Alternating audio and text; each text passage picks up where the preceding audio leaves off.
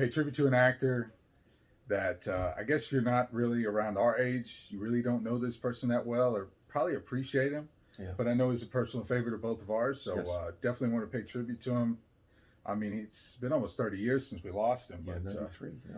Mr. John Candy, John Hey. Candy. larger than life figure, Yes. good-hearted soul, and Gentle Giant, man. Yes. I mean, big fan. Big yeah. fan. never read any reports in, People magazine back then, the various movie magazines publications. You never read anything, any kind of controversy about the guy. He was always known as a very lovable, easygoing guy, man. I heard some like him, Jim Belushi said something. There was some appearance they went to, it was thousands of people, and he's like, after you get to about like 500, it's like it's enough. He said John Candy did not want to leave because he just didn't want to hurt anybody's feelings. Yeah, that's the kind of guy I heard about. But yeah, we're going to go through his catalog. Yeah, started out as a comedian, a Canadian comedian. He was born, I think he was born in Canada, wasn't he? Yeah, I believe so. Yeah. Yeah. Okay, so I'm going to start a lot of this stuff, even we probably haven't seen or even heard of a lot, but did something in 73 called The Class of 44. He was uncredited. Great. The ABC afternoon play break in 72 to 75. And a lot of these are either uncredited performances or very, very minor roles. So I'll tell you what, let me fast forward to... Yes, come on. Okay. A lot of people remember him from Find the Lady? No. No, come on. Okay, I'm getting there. SCTV from Yes, there you 76 go. to 81. Yeah, Second City. Second City. Based out of Chicago. SNL was already around, Saturday Night Live. This was kind of the second class, the minor league. I don't want to say second class, the minor league. Right, You right. know, because they plucked a lot of people out of there. Dan Aykroyd was there. Bill Murray was in there. Eugene Levitz was in there. Ramis. Yes. There were just a ton Catherine of people O'Hara, yeah, big came time. out of Chicago. John Candy never went to SNL, but this is where you got it. And what Dan Aykroyd said, actually, they went to go read for this. You had to have 5 characters, like boom, boom, boom, boom. And John Candy's like, I can't do that. So he didn't sign up. Dan Aykroyd and a few other people put his name down. Really? So he had to, he had to audition for it. But yeah, I haven't seen a lot of it. I've only seen clips. Pretty funny. I got to admit, over the years, coming out of Chicago myself, I had heard stories, but again, this was a little bit before even my time. But so he did 50 episodes of that, and then he did a movie in 78. Looks like it's credited before SCTV, but it's a film I recently saw, and it's not because of him. It was called The Silent Partner, and it was a mystery thriller drama with Elliot Gould and Christopher Plummer, and it's about a jewel heist. Only in this case, Gould is the jewelry salesman, and he's in on it, sort of. Oh, okay. And John Candy plays like a minor part as another salesman. Oh, okay. Great film. He did. Okay, this is a lot of people considered one of Spielberg's flops. It was called 1941. I don't think it was a flop. I mean, I only seen it once, and I saw it like probably 15 years ago. Right. I liked it because John Belushi. Yeah. I mean, it wasn't the greatest film he ever did, but I thought it was good. Well, yeah. I mean, maybe not. But I got to be honest here right now. I do not really remember John Candy in it, so I need to watch it again. It commercially, from what I understand, it wasn't a huge success. It wasn't Jaws. No, essentially. So he did The Courage of Cavik, the Wolf Dog. See Don't that? know. Double Negative in 1980. Oh, that sounds like a winner. But here we go. The Blues Brothers. The Blues Brothers, yes. We could do a whole video on this film. Oh, yeah. Yeah. This was great. Yeah. Great comedy. Of course, this is Dan Aykroyd's baby. I think it had the record for the most crash cars in the crash car scene in Chicago. In Chicago. But yeah, Blues Brothers great. Of course, the great late John Belushi, which we may get around to tributing him too, baby. But yeah, What great. Candy was. He was, I forgot what he was, but I remember his part, but I just can't tell you what it was. Oh, I know what. Wasn't he the cop or the detective who was after him? And I think wasn't it near the end or whatever, or halfway through they're sitting at some kind of club and he says orange. He's ordering like an orange drink or something. Yeah. And he looks at the detectives. Man, I need and to he watch goes, that again. Yeah, yeah. Because the only thing that sticks out to me is when he picks up John Belushi, Dan Aykroyd, I mean, and then of course Ray Charles showing up. Yeah, I need to watch it again. This was the one. Yeah, Candy played like a detective. Yeah, I need to watch it again because I vaguely remember him. Yeah, Orange Whip. Yeah, Is it Orange Whip? Orange Whip? 3 orange whips. Yes. You know, it looks at the waiter. Then in '81, he follows it up with Stripes, another Stripes is comedy, great. Yeah. comedy legend. And he film. has got a great part in it. Yeah, he does. Great. Man. Playing with Harold Ramis and Bill Murray. Yeah. I mean, he's so memorable. Yeah. He's great. Yeah. I love Stripes. Stripes is one of my favorites. One heck of a cast in that. Oh, yeah. One hell of a It's cast. almost like Caddyshack. Big time, Cast in yeah. that, yeah. Yeah, you know, these comedies, man, especially John Candy, Bill Murray, those days, you can't equal that. You just can't. Harold Ramis, you got to throw him Yeah, in there, yeah, too. you can't. Saturday Night Live, it says he was on one episode. of Yeah, Saturday I Night think, I don't remember if he hosted or he just was there. SCTV Network, I guess they did a rebooted version of it. Didn't last that long, though. I think he just went back for a few episodes. Okay. But again, I'm not really brushed on that whole history. Then he does a bit part that a lot of people remember. He plays Lasky, the guard at Wally World National Oh, Lampoon's. man. That's and great. that's great, you know, because this movie is a Chevy Chase movie. It's a Chevy Chase Vacation. yes, yeah, And then you get up at the end, and out of nowhere, John Candy pops up. yeah. Moose Outside should have told you. He's great, yeah. And again, it's a small part, but it's a large. He just brings that character to Yeah. life. You remember who that guy was. Yeah. I love it. There's a reason why midway through his career he got the juicier parts, Oh, got yeah. the bigger parts. Well, Harold Ramis directed it, so I'm sure that's why he, brought Right. him in for that. Yeah. 1983. I guess if I've seen this, I don't recall. Going Berserk. I've heard of that, but I haven't seen it. Let's see. It's comedy. Steinberg. Oh, Levy was in it. That makes sense. Anyway, maybe we'll check it out. Splash in '84. Splash, man. Splash I've never is seen great. it. Ron Howard directed it. He plays Tom Hanks' brother. Okay. And Daryl Hannah plays. It's basically it's basically a fish out of water movie. She plays a mermaid, but she has legs on land. Eugene Levitz is in it.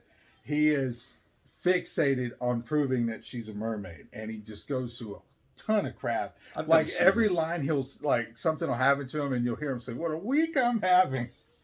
But it is great. Like it's young Tom Hanks, you got John Candy playing his brother, and John Candy almost, it's almost like they flip flop a lot. But John Candy almost plays a straight guy sometimes.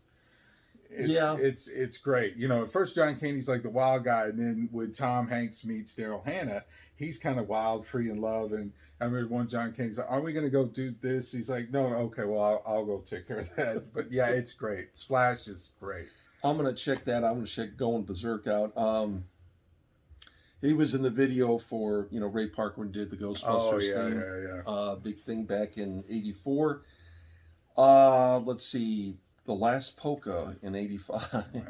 I think I heard of that, but I don't remember if I've seen it or not. Brewster's Millions in '85. This is something I really want to see. It was a swing and a miss, I guess, for Pryor. It was a Walter Hill film. Is only, if I remember right, it's only foray into comedy. To me, I got to see this because it's Richard Pryor, and then you put John Candy Yeah, in there. yeah. So I own it. I need to see it. I forgot he was in that. Sesame Street, Follow That Bird. Oh, yeah. He was a state trooper in that. Yeah, I should have remembered that. Yeah. In '85, he goes with Summer Rental. Summer Rental. This is like a sleeper. I don't think a lot of people know about this movie. No. And I highly recommend seeing this. Yes. This is great. It's light-witted comedy. Yeah. There's not, he's a, air traffic controller. He's kind of burned out. So he's mandatory, has to take like 6 weeks off or something with pay. And he's upset about it. Sounds But, great. yeah. he ends up going to Florida with his family, which is great because I vacation in Florida with my family. But just all this stuff sort of goes wrong, and you got the general from Rambo.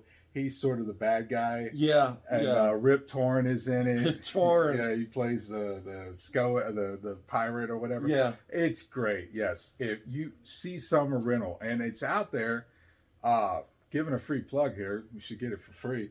HBO Max has it right now. Go out and watch it. I might. You will It's been a not while since I've be seen. disappointed. Yeah, I need One to of check my it out. all-time favorite John Candies.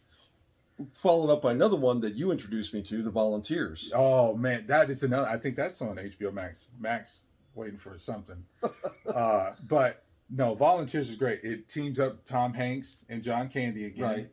Oh, it's great.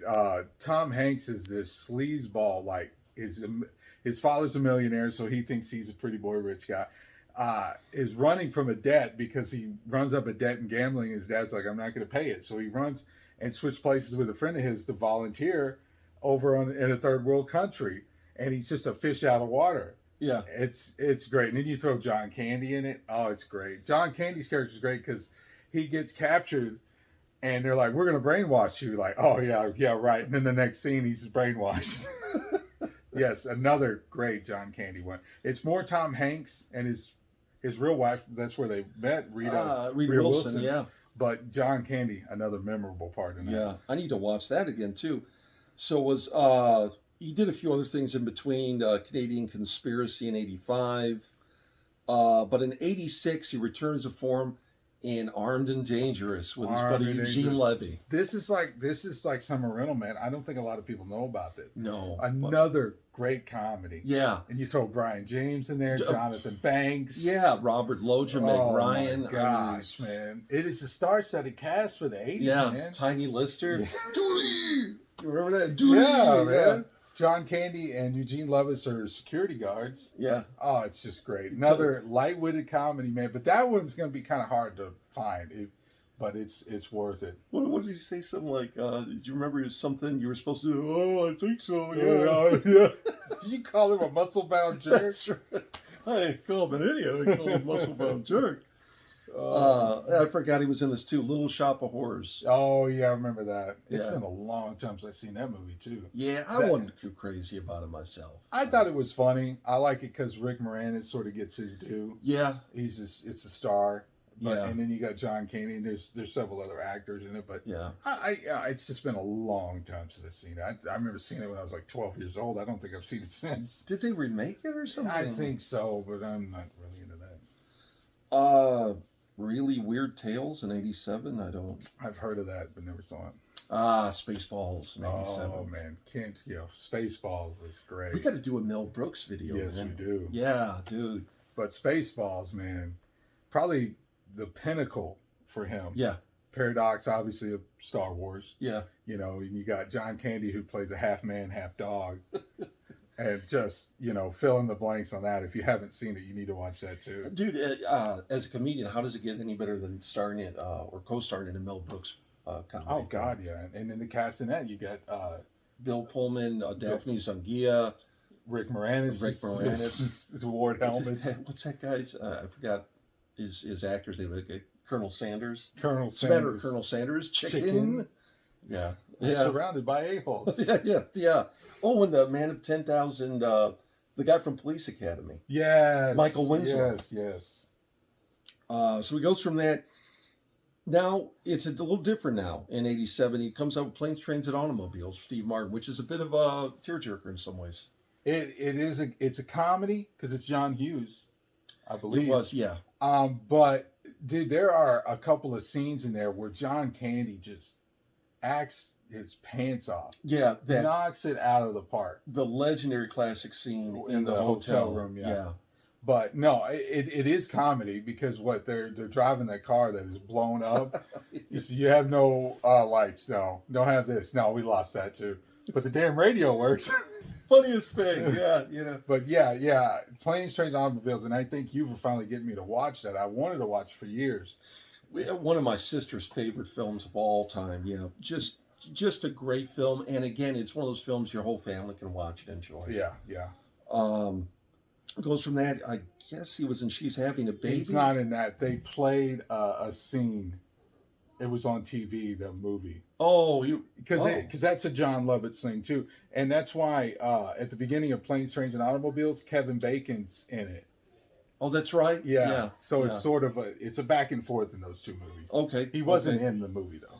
Yeah. Well, that was a good film though. Oh yeah, that was Yeah, good. heck of a Just good not film. John King. Sesame Street Put Yeah, Down he the was- Ducky. He was back he's in another one. Really? Yeah. Great Outdoors. Great Outdoors. Yeah. Finally got him and Dan Aykroyd. Dan, together. yeah. You know, John Candy's the lovable family man, and Dan Aykroyd's the asshole uncle, I guess you'd say. And there's no other way to put it. Yeah. He's just he's a man that wants to take charge of the situation Yeah. and all that. But another great. He's that great family member that you just wish would go home. Yeah, you Yeah. just don't want to spend a summer vacation with him. Yeah. That was great. That's right. He did Hot to Trot with Bobcat Goldthwait. Now that is something I haven't seen. Yeah, he played the voice of the horse, man. I nearly Okay. forgot about this film, man. I think I did. It was okay. I mean, I guess it's worth a watch. I haven't remembered it in over 30 years, so that if that tells you Great. anything. Now, this one, not a lot of people's, but who's Harry Crumb? Oh man, you want to talk about that's slapstick comedy? Yeah, That is yeah. slapstick all over it. Just goofball comedy. Yeah. Man. It's just stupid, but it's funny. He's a private eye. That's all I'm going to say. Yeah. Like yeah. Jeff. Well, yeah, Yeah, Tim Thomerson's in it. yeah, he is, and he's a goofball in it too. But what is that? We're like, you mean the Harry Crumb? And he like kicks the door, and that's right, the Harry Crumb. Well, And like, oh. the door slams in his Yeah. face. Yeah, that was that's funny. Yeah. In 89, then he does, oh man, I don't know if I've ever seen this, Speed Zone. No, I never seen it. I've heard of it, but I never saw it. And then in 89, he also does one of my favorites, Uncle Buck. Uncle Buck, man. God love Uncle Buck. I love that scene with him and Macaulay Culkin Yeah. where he's asking questions, answering. Oh, and yeah. how many in a row is your record or something? He's like 30 something or whatever. And I saw some interview with John Candy on set where Macaulay Culkin, because he was so young, was having trouble with it. So John Candy shot all his lines, and then he would feed Macaulay Culkin his lines, and Macaulay Culkin would repeat what John Candy would say. Wow. Because John Candy's like, this is how it'll work. I'll do it this way, Yeah. and we can get it done. So yeah, that was pretty good. Yeah, Uncle Yeah. Buck is good. And it's similar to Planes, Trains, and Automobiles. Yes, it's comedic, but there's a lot of elements. Yeah, of there's a drama. lot of again where he can do both. Yeah. So he does Masters of Menace in 1990. No. Home Alone, Gus Polinski, Yeah, the polka guy. yeah, he shows up again. He shows up at the end. Yeah. And again, Saving the Day, Catherine O'Hara. yeah. Yeah. But again, what they said is that they felt like they needed something there. So John Hughes called John Candy, Yeah. and John Candy said, "I'm available for 24 hours." And what's her name? You just said her name. Catherine O'Hara, man. Catherine O'Hara said they were in the back of that van for 24 hours just improvising. And John Candy never complained, never got upset. He just did it. He gave everything he had, and then 24 hours up, he left. And I mean, it's only in, 30 minutes? Yeah. Wow. But It's you just- remember that scene. People remember Oh, yeah. that scene. Where he's talking about where they left the kid or whatever. Yeah. And she's like, let's not talk. Oh, you brought it up. Yeah. That's one I need to revisit, though, Home Alone. The Rescuers Down Under, sequel to The Rescuers. Yeah, I remember that. Yeah. Which, in fact, side note here, first movie my mom told me I ever went to see was The Rescuers. So, Nice. you know. Okay, so The Traveling Wilburys. I don't know that one. Got me on that one. 91, Nothing But Trouble. I'm not a big fan, but I know you are. It's not the older I've gotten, the less I like. I used to love it. Don't ask me why, because it really isn't that good of a movie. You know. I don't know. It's just something about, I guess the way I look at it now, it's something about having Dan Aykroyd, Chevy Chase, John Candy, you got Demi Moore in there. Yeah. And you put them all in there, And someone playing multiple roles. multiple Yeah, I roles. see John it. Candy plays across his sister, which that's kind of weird. And then Dan Aykroyd plays one of those weird characters. See that It just, to me, when like I said, the older I've gotten, the more it's kind of like it's just too much. I like the element of the house where it just seems like you get lost in there. Yeah. And there's it's not funny, but he's like they're looking at these IDs and stuff, and they're like Jimmy Hoffa's still missing, and here's his ID. Yeah. You know, it's certain aspects of that, and there's a slide in there. And as a kid, I was like, man, I want to go visit this house. And there's weird rooms and stuff. The nostalgia of the house is, I guess, what drove. But the older I've gotten, and like I said, the more that these characters and these things get introduced, it just gets weirder and weirder. It's a bizarre film, and even And Dan Aykroyd, I think, wrote it. I think that gives a glimpse inside the mind of Aykroyd, which we know is a pretty strange guy in and of himself. But again, if you're a John Candy fan, you know, I would why say not? if you've never seen it, watch it. Yeah. I'm not saying it's the greatest film in the world. No. It's but Hey. it's worth a look. Shock G, man. Yeah. All around the world. Oh man, what's his Humpty Hump? It's been all around the world. Yeah, same song. I got up on my notes. Yeah. Oh, I forgot he was in Career Opportunities with Jennifer Connelly and doggone it, with the other guy. Show me. They're stuck inside a department store. Yeah, I know. I was trying to see the. Whaley, Frank Whaley. Yeah. Oh, Frank that guy. Whaley. Okay. Yeah, there's. I saw clips of that. I never watched it all. As a kid, it was pretty good. I could understand some of it. It was a pretty good film. And I don't know. I think he played a cop or something. Okay, this is one my mom really liked. It was, and I liked it too. It was Only the Lonely. It was a little departure for him. I don't know if you ever saw it. I did. I Did loved you? it. Yeah, great film. I felt like I could relate to the guy a Yeah, little bit. yeah. You know, and his mom. You know, and she was a veteran actor at the time. Yeah. I was reading something that they got John Candy this huge trailer, and they got her like a shoebox, and John Candy's like, "Where's her trailer?" Well, we couldn't afford it, so he's like, "Okay, well, she's gonna take mine. I'll take the shoebox." See, Well, then they found the money to get another trailer when John Candy gave it up. But no, I love it. You know, you have a mom who's kind of overprotective, and you get a guy, and he meets, I forget her name. She was in the Breakfast Club.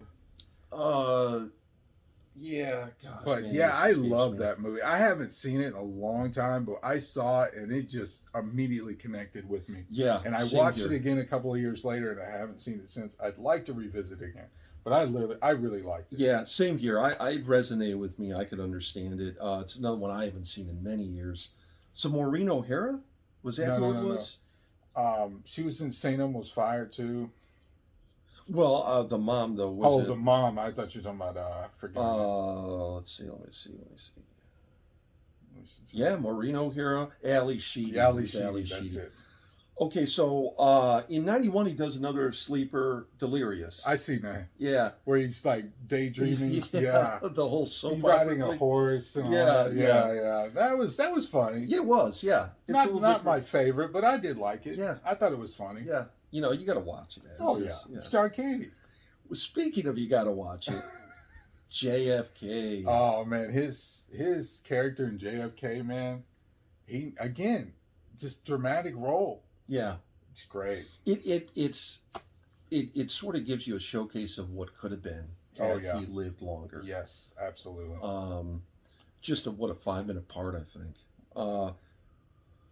Once Upon a Crime. I didn't see that. Heard about it, didn't see it. Okay, so they're trying to capitalize off of Bullwinkle and the Rocky and Bullwinkle. Yeah, Boris and Natasha in '92. It was an odd film. Never saw it. It was an odd movie. Never saw it. I forgot he was. I think he got blown up or something. That was a strange movie. Rookie of the Year. Oh yeah, he was 93? the announcer, and He I heard was, he did yes. it for free. That's amazing. This guy. Was He just was great. Like I remember there was one somebody hits it, and John Candy's going, "It's fair," and somebody's yelling, "It's foul," and then it went foul, and he's like, "You were wrong again, Ernie." That was great. I remember Rookie of the Year. I liked it. Gary Busey. I in was gonna say the famous line, "Stick a fork in me, I'm done." it. Yeah. Yeah, Gary Busey. We should do one on him, huh? Sure. Whatever. Keep going. Cool Runnings. Yeah, I seen that. I saw it once. It wasn't really something I was into. I watched it because of John Candy. The Jamaican bobsledding Yeah, team. it was all right. Yeah. Yeah. Yeah. See, and then things start to wind down a little bit for him. Well, this, if you're bringing up what I think you are, this is his production company, and he directed this. Hostage for a Day. Yes, and I saw his scene because he was in it. It was Yeah. actually kind of funny, but I only saw that scene. I didn't watch the whole thing. I remember, I think my parents, my sister taped it for me, on VHS when I was a kid, and I watched it, but I don't really remember much about it. Yeah, I think George Wendt from Yeah. from Cheers is in yeah. it. Last couple films he did Wagons East. This was actually his last film. Right. Okay. So it was Canadian Bacon first, which I've never seen. I almost watched it one time, and I had to stop. I had to go somewhere. Wagons East. Parts of me want to watch it, and other parts of me don't because I know we lost him Yeah. during shooting this, and I guess it's one of those things where you just don't want to watch the film. And I read too somewhere that he really didn't want to do it because he was in Mexico. He'd be so far from his family, Yeah. but he was kind of obligated contractually to do it.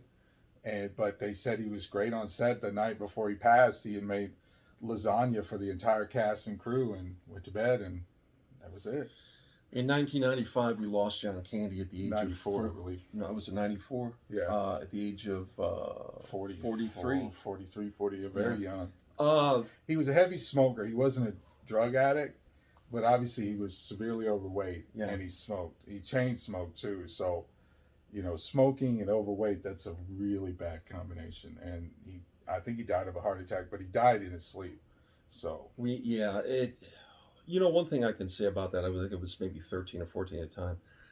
And I remember that was the same year. And listen, I'm just giving my take on this, okay? So I'm not trying to offend anybody.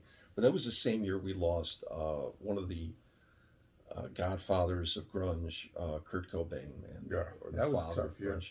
But the problem I had was that, all over, and this is just my take, the People magazines, I remember I used to read movie magazines and stuff, all over, Rolling Stone, everything was about Kurt Cobain. I think I saw one publication that had Candy on the cover, and to me it was a bit of a tragedy. The fact that I'll be honest, I didn't know he had passed for probably a couple more years because 94, I was only 10 years old. right. And I remember watching something, and my parents were bringing it up that John Candy was no longer with us, and I'm like, wow. It really didn't sink onto me till probably when I was a teenager, probably 16, 17. I'm like, wow, we lost him fairly early. Yeah. And it is sad because again, he's known for his comedic roles, and again, the gentle giant. Didn't want to hurt anybody's feelings, didn't want to offend anybody, but just in some of the movies we brought up, they're comedy movies, but there are scenes that he did dramatically, and it's just like you could put that up against anybody. Yeah, I mean, dude, the dude was 43, man. I mean, who knows what kind of work he could have done. We'll never know. But that's a tribute, and there's a lot of films there I'd like to revisit, and some maybe I haven't seen at all. Makes me want to start out and watch them again. Yeah, But sure. yeah, that's our John Candy tribute. That's it. Take care.